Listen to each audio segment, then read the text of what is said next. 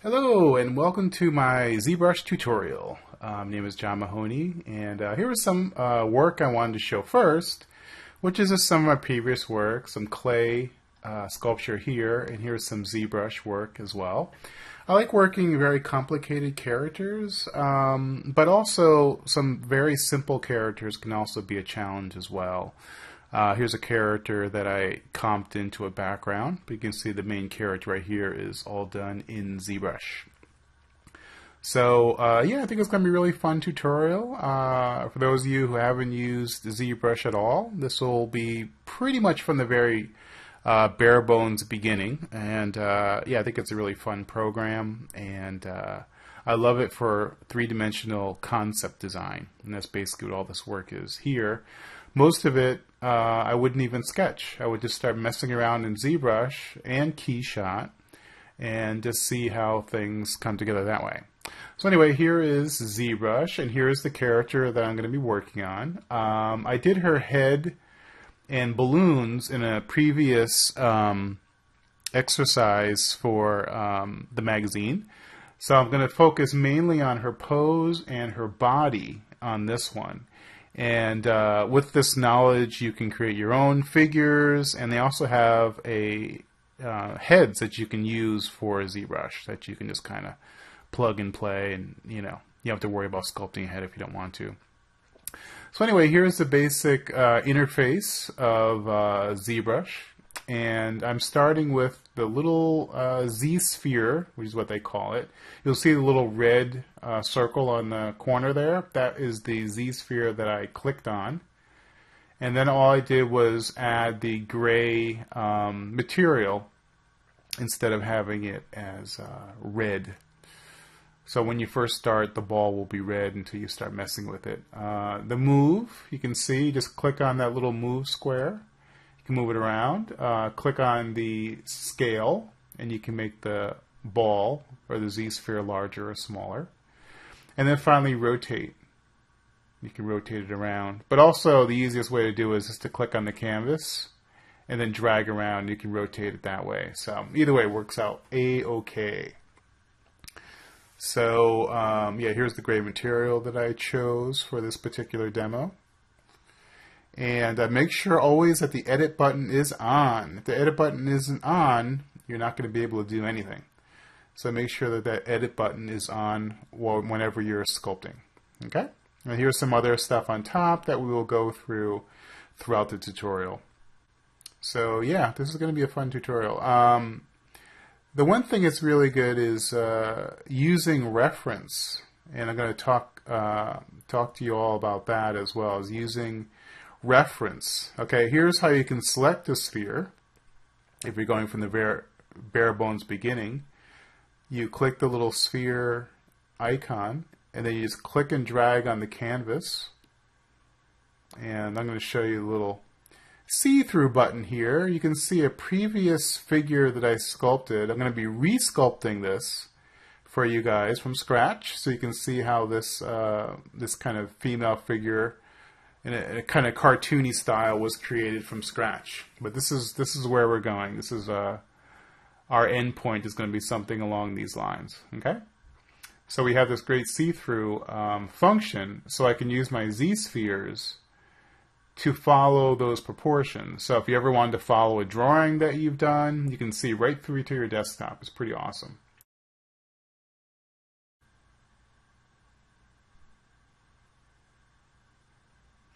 Alrighty, so now we have our Z-sphere activated and ready to go. So if you click on the draw button and you just click and drag, you're going to draw on 2 additional spheres. Okay? And then we're going to start to be able to build off of these arms and legs and all that fun stuff. Okay? So we're working symmetrically. So make sure that if you aren't working symmetrically, click the letter X just once, and then you'll be in symmetry, and you'll be able to pull those 2 Z-spheres off at the same time. Okay, so I have the see-through function on, so then I can just kind of trace the original character. It's pretty awesome. So if you need to follow a model sheet or something like that, you're pretty much good to go. Okay. So I'm reducing it, obviously, so I can follow the lower part of the body of the character.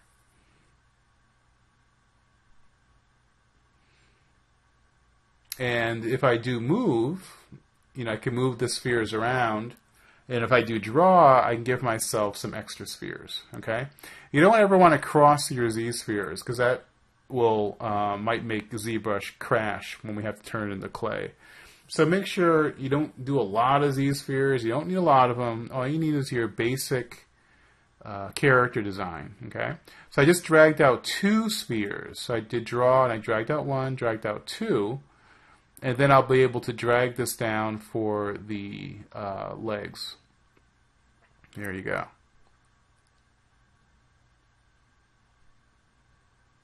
So, for myself, I don't really use these spheres that often, but if I have to match a particular model, like I was doing work for Hasbro, I worked on Jurassic World and all that. And it was a very specific kind of dinosaur that needed to be done, so I would use this method of, using see-through just to make sure I got the basic proportions, and then I could just kind of go off on my own, okay?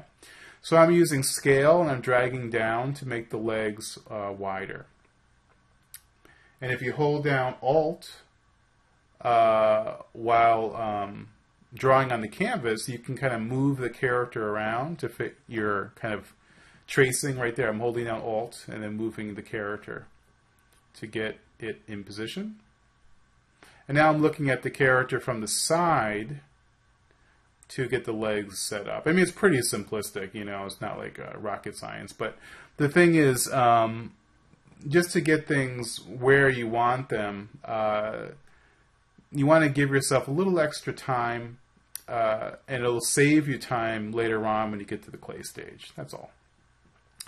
Now, ZBrush, again, is very flexible, so when we do turn this into clay, we will be able to make plenty of adjustments there as well. So it's all kind of like a step-by-step type of a thing.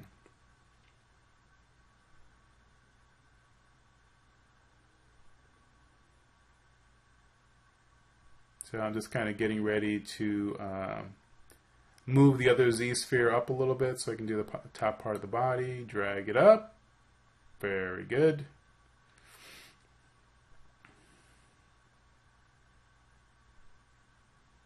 Now you can also do the same thing with a lump of clay and drag it out, but it feels a little bit more like bubble gum. And I could have done it that way, but it's pretty good because it gives you, the Z spheres give you a lot of control. You can move and twist and turn, and it's like moving around a kind of like a stop motion puppet of a sort.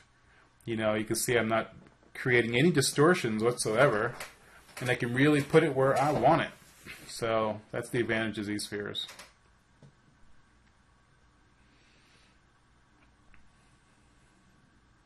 So again, I'm dragging a second ball out, and that'll enable me to drag out that Z-sphere without it turning into a long point. I'll actually be able to give her a little bit of an elbow if I want. Then later on, if I wanted to, I can scale those hand areas down.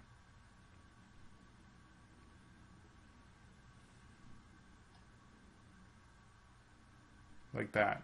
So yeah, this see-through function hasn't been around that long, and I think it's like a stroke of genius because it's so simple. It's just see-through. So any program, any photograph, anything on your desktop, we can see through it in ZBrush and use it for tracing. It's I just kind of love how simple, ridiculously simple it is. But it works beautifully. So now I have this body. I can pose her any way I want. I'm going to be doing a standard pose, but if I wanted to give her some kind of crazy pose or something, I have complete control over this kind of like armature. So I like it. So I just kind of did the drawing, went to the draw and just clicked on the elbow or the elbow area that I created, and then I can move that around. So you can create multiple joints, but again, I warn you, I wouldn't do a whole bunch of joints. You might overdo it, and ZBrush might get very angry at you. So keep it to as minimal as you possibly can. You know, you don't need, 20 joints in the arm or something like that.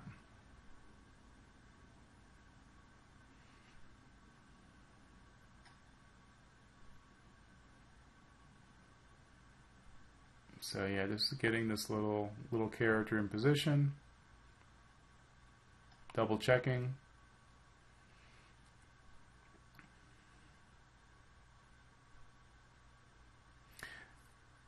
And then we're going to be jumping into clay in a little bit, so that'll be awesome.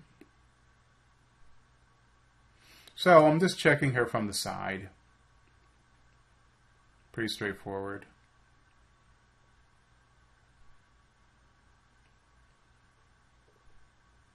And she has this ridiculously thin waist, which is impossible, obviously, with a real person. So for this particular demo, I wanted to push myself even further than I normally do in 3D sculpting. In drawing, you can do whatever you want, but with 3D sculpting, I don't usually push these crazy proportions. But I wanted to see if I could pull it off, and also how difficult it would be. And, so we'll see how it goes.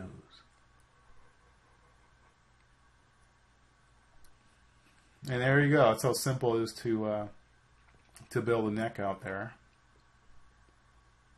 Now, I'm not going to make a head. And the reason is, for the previous ImagineFX demo, I did a head. But the idea is that once you have a head made, you can easily attach it to a body, or once you have a body made later on, you can sculpt a head and attach that. So that's the idea. But again, I will show you, they have a decent ZBrush female head that comes with ZBrush, and I'll show you later on how to do that. Okay, so we're going to use unified skin, make unified skin. Now you go up to the top here, you'll see it says a skinned version of our character right here. Click on that, and now we have basically a lump of clay. And I always save it just in case.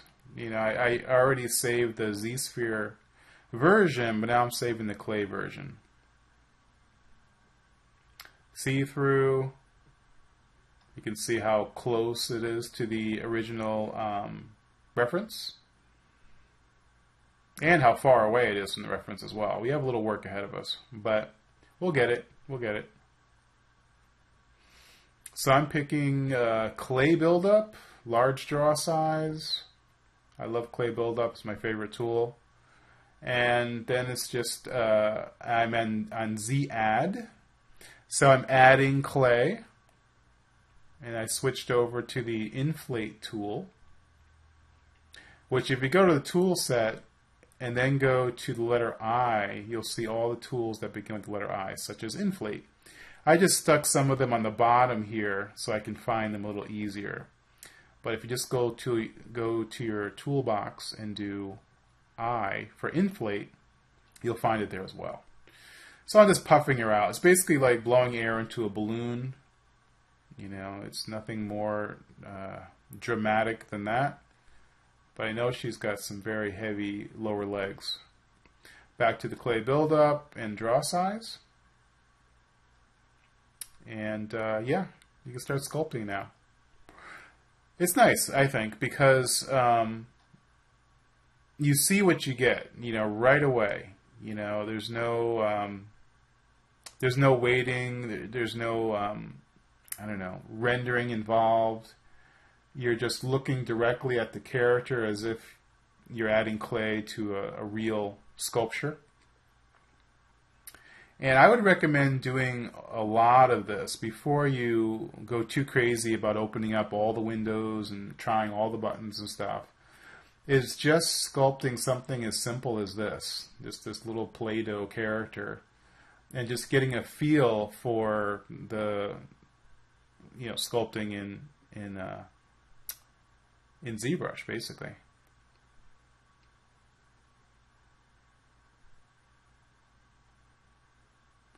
So this is the stage of the sculpture that's a little tedious.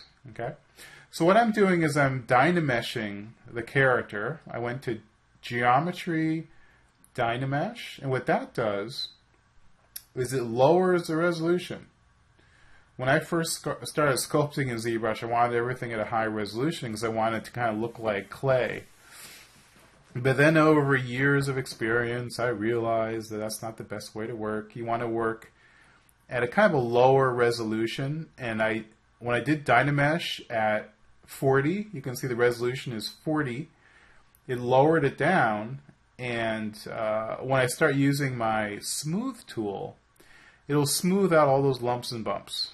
Okay, I was sculpting just half an hour ago with clay, and I'm doing the same thing with a giant rake tool to get rid of those lumps and bumps before you get to the detail. So it really does parallel real clay, same methods. I have a snake hook, which is another one of my favorite tools. Then there's another custom-made tool, which I will upload and have for you guys if you ever want to use something like that.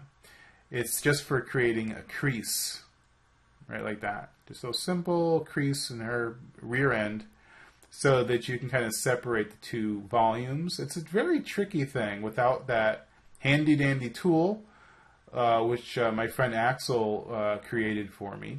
And it's been a lifesaver for a lot of things I've been working on. So now I'm kind of working on the pelvis, the middle part of the body here, and getting it to look halfway decent. Back face mask. Go to brush, auto masking, back face mask. Dun dun dun. So what that is when you're sculpting in the front of the character, like right here, it doesn't suck the clay out of the back, which can be a real pain in the butt. You can see there I sculpted the front, but there's nothing really distorted from the back.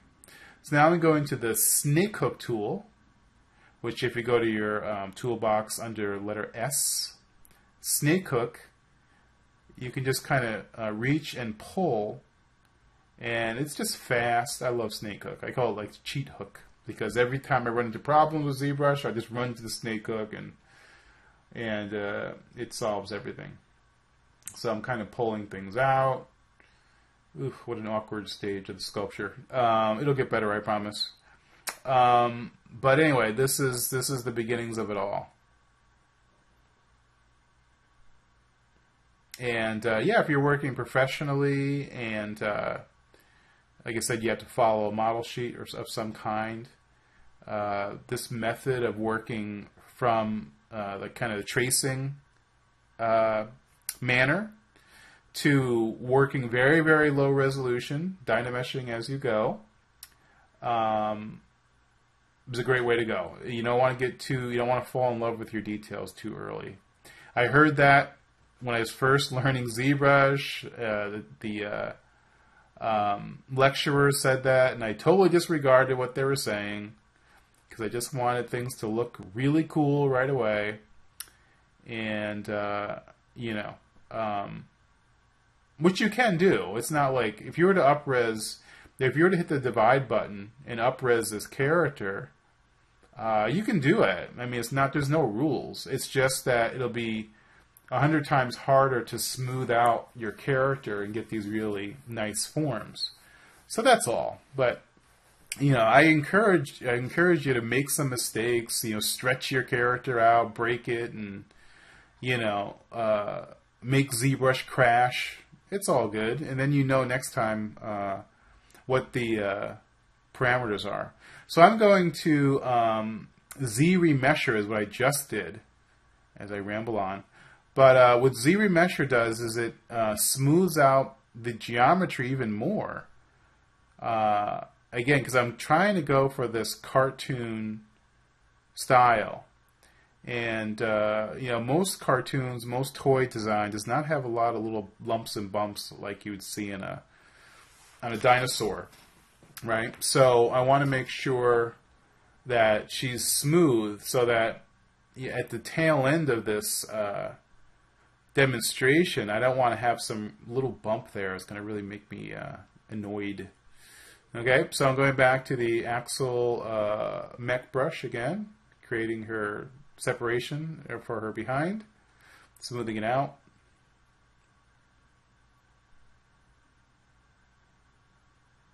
And then the pinch tool, which will kind of pinch her behind together a little bit. Kind of pulls forms together.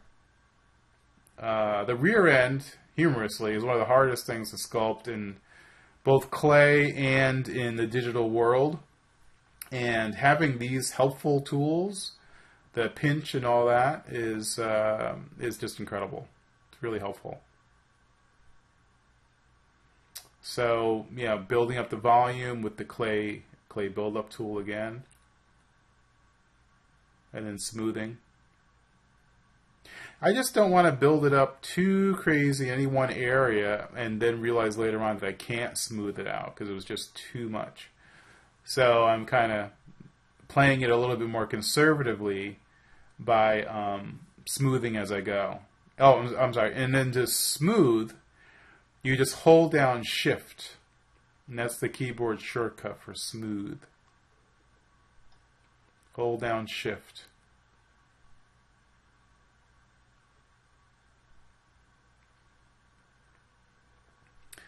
So I'm just playing around with some different materials. You can always switch materials while you sculpt at any time. So if you're working on a sculpture and you just want to see what it looks like in a different material, that might reveal certain mistakes that you have in the sculpture. It's always recommended to, you know, change the material at least 2 or 3 times during a sculpting session. So yeah, even though this is a cartoon character, I'm still thinking about human anatomy. So now I'm going to try to do something with the legs. So what I did is I masked off the legs. And how you do that is you hold down Control and then draw on your character, or if you hold down the Control and you're outside of the character, and you drag a rectangle in, you can select those areas. And these areas are kind of frozen so that we can't do anything with them. Now, if you hold down Control, click on the canvas, it reverses the mask. Okay. So what I'm going to do, what I'm doing is I'm using the Move tool, and you notice that the parts that are masked, the upper part of the body, is not being being distorted at all. It's just the unmasked light area. So I just very quickly move the legs closer together. So I'm getting closer to the original reference body. It's weird. It's such a tweaked out, distorted character design. It's my own design. And I've been in the business for about 20 years now. But when I was first in college, in art school, that's kind of like the bodies that I would draw. So I'm kind of going back to my old college days for this body type. Okay, then there's something called trim rectangle. Okay, trim rectangle. You just hold down Control Shift and drag, and you can chop something off. Simple as that. Now I've got the the insert sphere for the breasts. You just go to I, and then instead of inflate, pick insert, and you can drag on 2 spheres for the breast area. Again, not realistic breasts at all. These are silly cartoons. I thought it would be, it's just a fun thing to do, something really cartoonish. I do a lot of realistic sculpting of figures and stuff like that, but it's fun every once in a while to do a silly cartoon.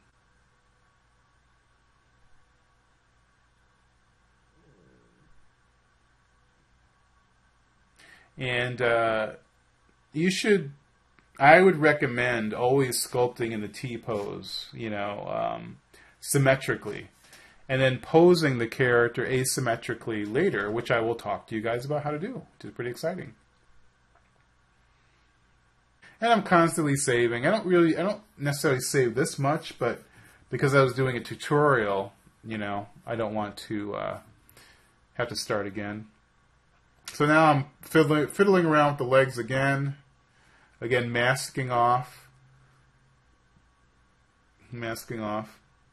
Actually, this is a good opportunity to see if we can maybe bend the torso around. Asymmetrical, getting all crazy now.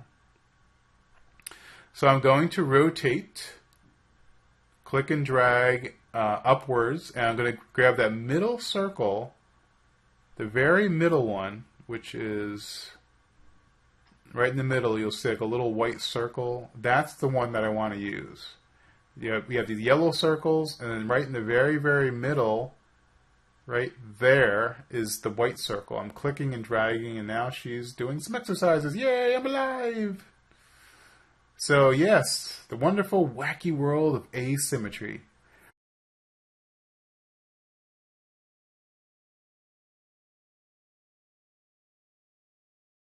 Okay, I'm changing the materials around just for the heck of it. It's one of my favorite materials here.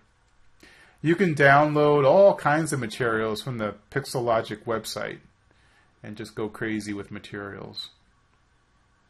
So now I have her with her new material, and she's twisted a little bit. Life is good. Alrighty, so this is me taking a little bit further, fiddling around, using the inflate tool to kind of puff her out a little bit. And, so I just wanted to kind of jump forward a little bit so you get the idea. And then what I'm going to do is, what happens if you just use a ZBrush head? You can see the male head, which I don't want to do, but there's a decent female head, and there's two male heads in the insert menu. Okay, so I just click and drag. I instantly have a female head. Okay, so let's say you want to practice a body. I mean, obviously you'll see, this head is more for a realistic body than a cartoon body, so it's going to look really goofy, but you kind of get the idea. I'm going to go to Split Unmasked Points. And what that does is I can have the head on a separate level from the body. Okay? And I'm just going to rotate it around. I highly recommend practicing the move rotate tool. I took a whole week just practicing that tool because it's a little funky. Okay? But what I'm doing is just trying to get her head in position, basically. And getting a decent size. This just looks like some kind of odd Art Deco sculpture. In the best way. In the worst way, it just looks really bad. But I'll show you what it looks like with my cartoon head in a minute. Actually, it doesn't look horrible. It just looks weird. Okay, but you can see how you can take that head. Now you can take this female head and distort it also and turn it into something as well. It doesn't have to stay exactly like that, But yeah, I just wanted to show you that if you wanted to do this body exercise and you don't want to go through the trouble of making your own head, ZBrush will give you one right here. And make sure when you're moving the character around, you're not going to be on symmetry. Because then, if you're on symmetry, it's just going to really mash the geometry. But if it's asymmetrical, you can move it around. So posing, most of the time asymmetrical. Sculpting, most of the time symmetrical. Okay?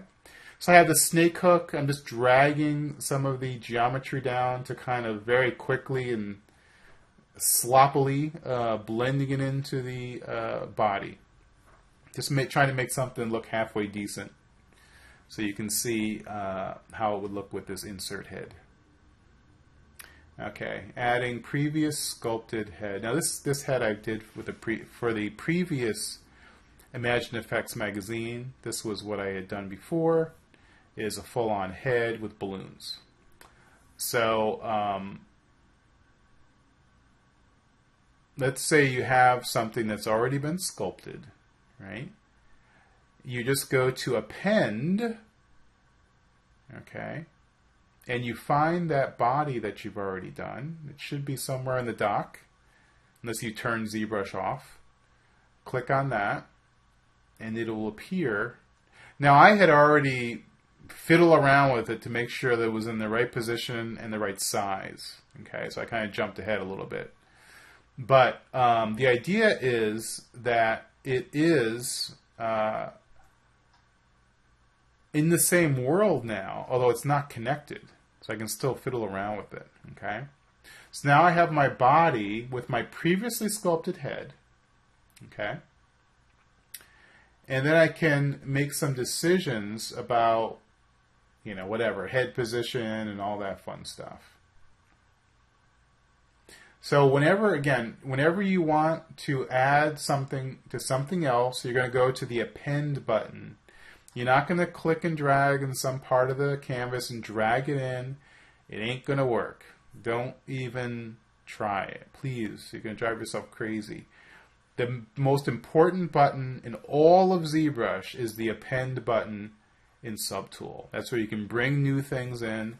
That was the hardest thing for me to learn for some reason. I couldn't wrap my head around that because it wasn't visual. It was this weird random button. Okay, anyway. Change your materials. Yay! Change your materials and backgrounds. Okay? So, let's say I want to use a Dynawax material. I'm going to double click on that. I'm not going to save the projects. I'm going to start with a whole new project now. And this is going to be a Dynawax sphere. Okay?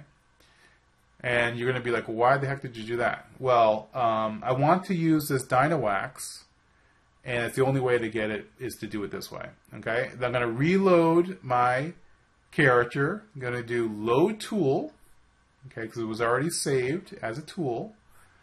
I'm going to do Load Tool. Now you'll see it's all kind of made of this beautiful, kind of almost like candle wax. And that was based on that project, which is Dynawax, the Dynawax project. Now you can see I could tint it a little bit with the color, but more importantly, what I'm going to do is I'm going to create that yellow in the corner there, and then you click Document, and then Back, and that changes the background. So if I do it again and I click back, now I've got a green. So you can kind of choose whatever color you want for the background, and then you can choose whatever materials you want for the character. A lot of times I will export my character out on a green screen so that I can key it out in whatever, Photoshop or something like that. So I'm just doing Best Preview Render, BPR, to see how the character looks, nicely rendered. If you wanted to double the size of your document for exporting in Photoshop, you can do it there. Okay? We're going to keep it at a normal size, though. We're not going to double anything. So I'm going to document back again, third time, change the color. So wherever that little color cursor is, that's the color you can have for the background. Okay, so that is it. So I added this body to this previous head, but I also had divided the head into a bunch of different pieces, just in case I needed to fiddle around with stuff. If you only have one or two subtools, then you'll be able to do one or two materials, and that's fine. You don't have to do so many. So what I do is I'm going to choose the material that I want, and then I'm going to do fill object. Okay, and that basically, it's almost like spray painting that color on. Then when I switch to a new color, you'll see the spray painted area stays white, because that's what was, that's where I choose fill object, and everything else is changeable. All right, so you notice she has like these gold teeth, which I don't like. So I'm going to go to the teeth area, do fill object, and this is with the material setting, the letter M for Mary. And now we have our teeth and face white. Okay. And now I'm going to the balloon layer. And if you go way down to display properties, and then you do BPR settings, you can actually make the balloons transparent. So click on that, and then click on yes. And then if I do click BPR and then wait, it'll look transparent. So you have to wait for the for this orange bar to go all the way across the screen. Okay, so you have to be patient. Okay, so it is transparent. It's hard to see. Let me put it over here, just so you can see. Let me do it again. BPR, and then you'll see because you'll be able to see the character through it. I believe you'll be able to see it look a little better with the transparency. Let's see if it works. Yeah, see? Transparent. There you go. So if you wanted something transparent, that's how you do it. Another thing that drove me berserk when I was trying to first learn ZBrush. Drove me crazy. But now you know.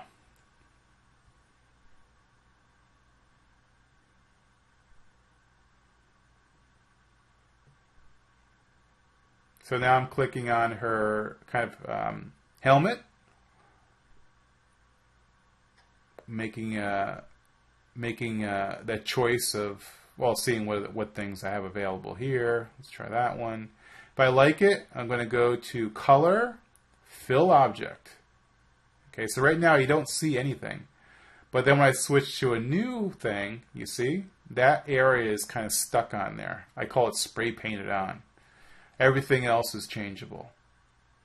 And you can go on and play around with different materials, and then you can have something that you can export for your portfolio that way.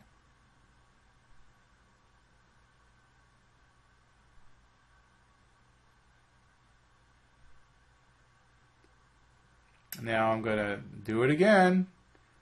Color, Fill Object. Now we've got one more thing that's spray painted on. I'm not sure how high you can go. I want to say maybe 10 materials, maybe more. This is a newer version of ZBrush. So I have the silver now, again, spray painted on in quotes. And now the only thing I can change is the balloons, because that's not been spray painted on. And then I'm going to do BPR, Best Preview Render, just to see how it looks. Looks pretty cool. And then here are just some renders playing around with different materials. So yeah, it gives you a lot of options that you can paint over in Photoshop, or you can just leave as is. It's a lot of fun. It's a lot of fun playing around with this stuff. That's one of my favorite materials. I like that green one.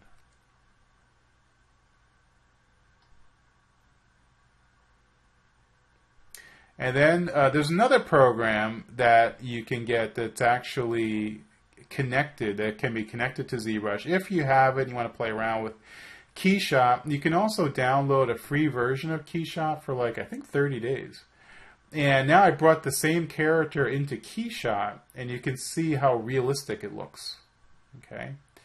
Now what KeyShot does is it gives you the same option of playing around materials, but here it's much easier. You just click and drag the material onto your surface, and you can see right there it takes a lot longer to render the face because that's a slower material to render, but it gives you this really awesome, beautiful, beautiful renders in KeyShot. And you can change the backgrounds also, just like you would do it in ZBrush. Now, some of you, of course, you're just opening up, learning ZBrush, and you got to learn KeyShot too. It might be overwhelming, but I just wanted to pass along that there is this other option to take your ZBrush sculptures and export them into other programs. You know, it's awesome. I love this one's my favorite. It reminds me of my favorite strawberry ice cream. So, it makes me happy.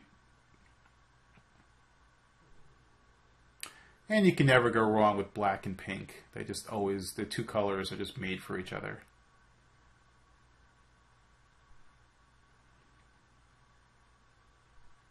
And if you just let it sit for a minute, it'll start rendering on its own. And here is some KeyShot renders. You know, same idea, just playing around with background, foreground, materials, and so on. And yeah, it looks like a real toy, I think, anyway. I like the yellow. It's like a bee color, yellow jacket. Alrighty, so here we are back in ZBrush again. Good times. Now what I did is I took one of these characters, right, and I did merge visible. So all the pieces are merged together. I also lowered the resolution quite a bit. What I wanted to do is make this little girl into like a trophy that the other girl is holding. So I do create, insert mesh, new. Okay. Now I've turned this low resolution character into something that can be inserted into the main character. Using the insert mesh. I'm sorry, insert brush. Okay, what does that mean? It means basically if I click and drag on the hand, I have a little miniature version of our character here. And I just wanted to show you how you can take the same character and replicate it and use it for other things without having to build an entire doll again. It's pretty straightforward. So what I do is I'll drag it on. If it's too big or too small, I'll just do Control-Z, undo, and then drag it on again. I'm not going to drag it on and then play around with scale and move and all this stuff. I'm like, no. I'll just undo and drag it on again. It's so much faster. Okay. So I have almost looks like she's holding a little miniature version of herself.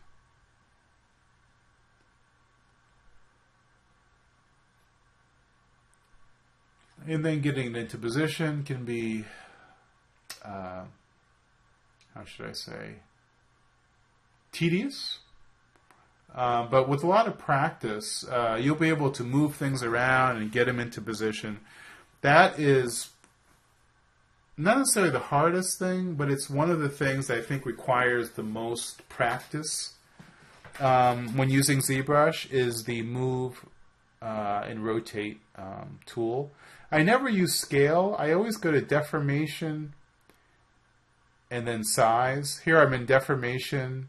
I already duplicated the character, and I'm going to click mirror, and lo and behold, I have two of the same characters. So now it's just dragging the second one into position because the character's hands aren't perfectly symmetrical, so it didn't quite land in the other hand perfectly, but that's okay. So now it's fiddling around with having a character have something in her hand, but I don't want the hair to be dissecting the little body there. So it's a little bit of fiddling around, but I personally like this type of stuff. It's like a toy. My toy is playing with a toy. You know, it's pretty cool. Or she's almost like talking on the telephone with her little doll character. Not exactly what I was looking for, but whatever, dude. It's all good. So I was trying to figure out how the heck to position the character. I was thinking, what if the hair was going between the legs of the character? That's kind of cool, but then I was like, that was kind of weird. Maybe it wasn't a good idea after all. It's like she's combing her hair with her doll or something really bizarre.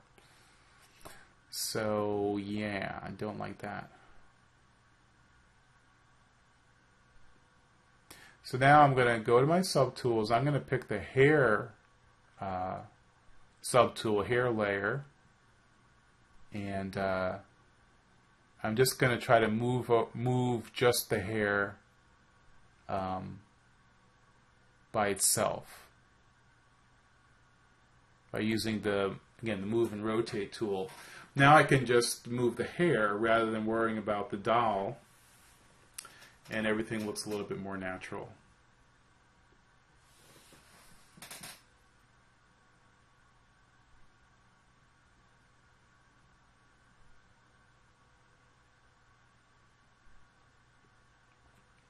And, I'm tweaking it around. If I really wanted to get in there, I could go in and mask off and kind of try to bend every single finger. So it looks like, she's got the doll really gripped in her hands. And right now she has the doll kind of gently in her hands. I think that's fine. That's fine. It's all good.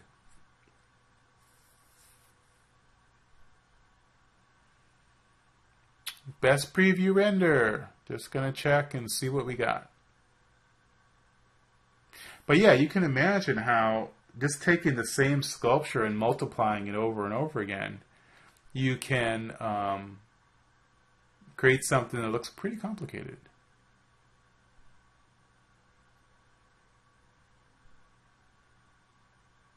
And I kind of like it.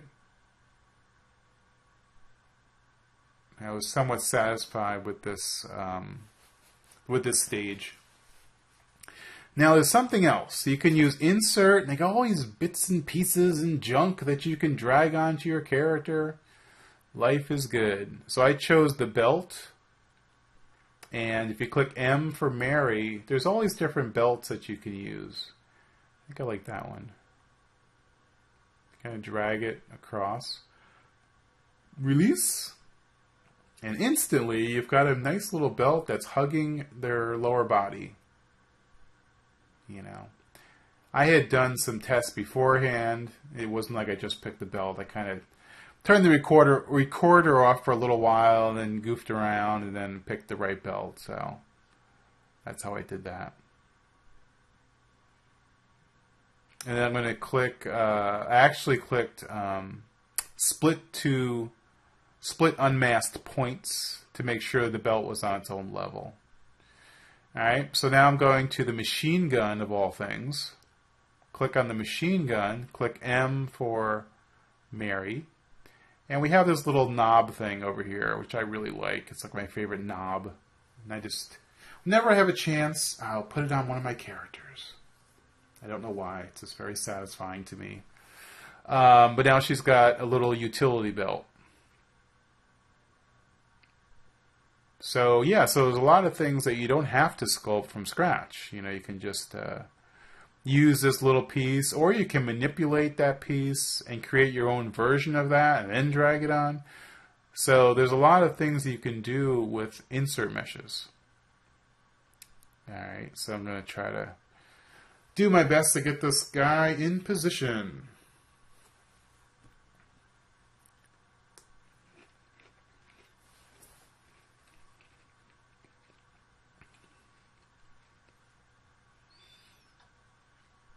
So I'm kind of going back and forth between the rotate tool and the move tool. And if you wanted to practice, just get like one piece of mech or something and just move it around. Give yourself some time, because if you do that, then you get the hang of it and you won't be frustrated when you're actually sculpting, because you've just practiced moving something around for a half an hour or an hour even.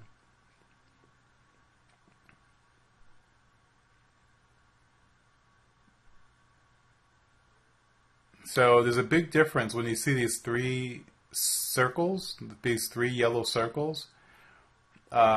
Depending on what circle you choose is going to dictate how the tool works. Okay, so with rotate, you can just kind of play around, experiment, and see how the rotation tool works for you. Very hard to put into words, but you'll be able to move things around all you need to. Just give yourself some practice, okay? So what I did is I dragged on the additional sphere and I did split to similar parts. Now watch this happen right here. If I dragged it on and then I pushed forward before I released it, and I kind of accidentally created this flat version of the knob, and I kind of liked it. I just kind of like, oh, all right, let's just do that. So, you know, just kind of happy accident type of thing. Looks like a alcohol flask or something. But anyway, I just like the flatness of the image, and I just went with it.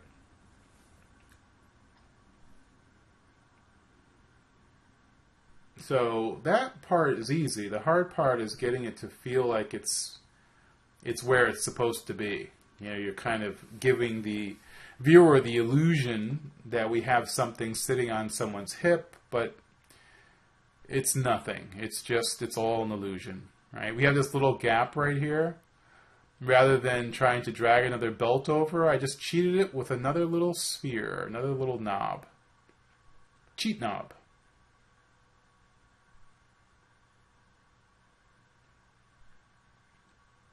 So again, this kind of rotational move, rotate, it's going to take some practice. Don't, you know, give yourself some time.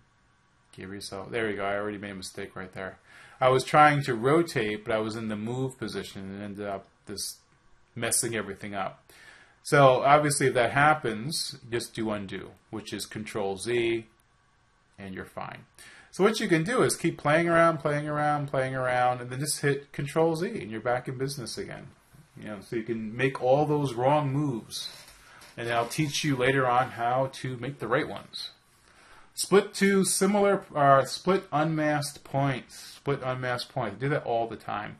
You want to keep your model in as many pieces as possible, so that way later on you can move them individually. Okay, so yeah. So adding teeth. Adding teeth. So how the heck do you add teeth? Well, my personal method, I'm kind of proud of this. I made this up on my own. I haven't seen anyone else do it, although I'm sure other people do it, is I'm going to mask off the lower part of the body, or the head I should say. I'm going to cut that, I shouldn't say cut, but I'm going to separate that from the top part. And it's going to make a really easy way for you to sculpt inside a mouth, which can be the most incredibly difficult thing in the world, to try to push clay into the mouth. But I'm going to show you this foolproof method to make life a whole lot easier. So it's good to give yourself a little extra time to make a nice clean separation between the upper lip and the lower lip. So if you do Control Command, the mask tool becomes an erase tool, so you can erase the mask. Okay, Control Command. So I have a nice little separation now between the upper head and the lower lip. I'm going to do split unmasked or split mask points. Either way, it works fine. But now we have two pieces. We have the upper and the lower. Okay? So the first thing I'm going to do is run over to Geometry, go to Modify Typology, Close Holes. Okay? Close those rascals. So I'm going to close holes right there. Boom. Close holes. Come on. Good. So now we have our happy piece of geometry.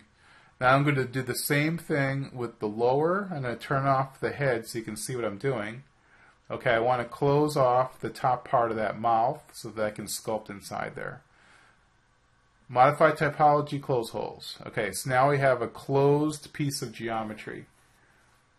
And you're probably like, well, why the heck did you do that? Well, now, if you look, I can go in very easily and clean up the bottom of that lip.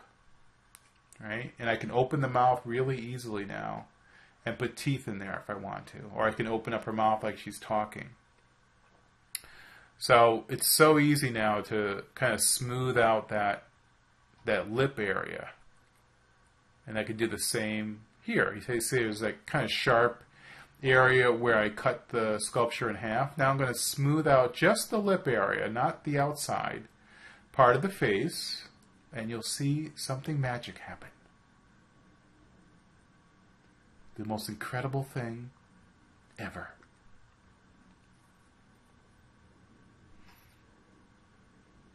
There, look how smooth that lip line is now. Isn't that great? Now, I could live with the lip line as it was before, but if I needed to add teeth, I would be out of luck. I would completely destroy this head trying to burrow into that mouth, right?